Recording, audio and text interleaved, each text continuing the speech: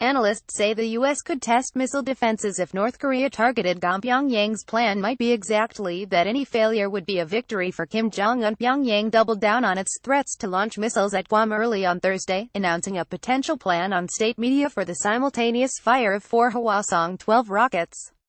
Adam Mount, senior fellow at the Center for American Progress, told CNN the U.S. military could use its THAAD defense system or Aegis destroyers to stop any North Korean projectiles. THAAD, or the Terminal High Altitude Area Defense, is one of the U.S.'s main weapons against offensive missiles. If they had confidence from their readings that they would not hit U.S. territory, it's possible they'd just let them fall into the sea, but I think they'd also take a very serious look at shooting them down, he said. If the missiles landed within 40 kilometers 25 miles of Guam, as threatened, according to UN law, they would fall within the United States exclusive economic zone, although not their territorial waters.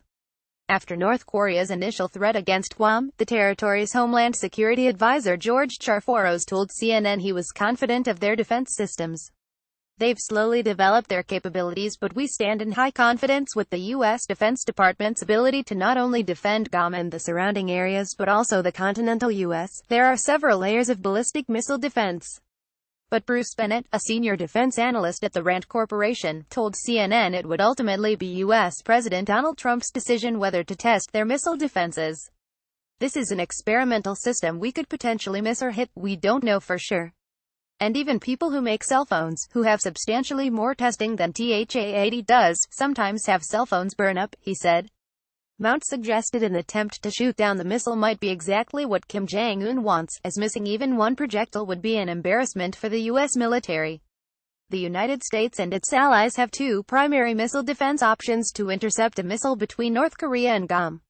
In South Korea, a recently deployed THAAD missile defense system would not be able to intercept a launch toward Guam, but could quickly detect the launch on its radar. Guam itself is equipped with its own THAAD missile system, which could intercept any missiles launched from Pyongyang toward the island. The system's designed to engage multiple targets simultaneously, so that should be quite feasible to do, Bennett said. However, Bennett added, it depended how far away the missiles were targeted, as the total range of THAAD was 200 kilometers 124 miles. The closer you get to that, you're stressing the performance of the system, he said. Alternatively, United States destroyers equipped with Aegis ballistic missile defenses could take down a missile at an even longer range before it re-enters the Earth's atmosphere.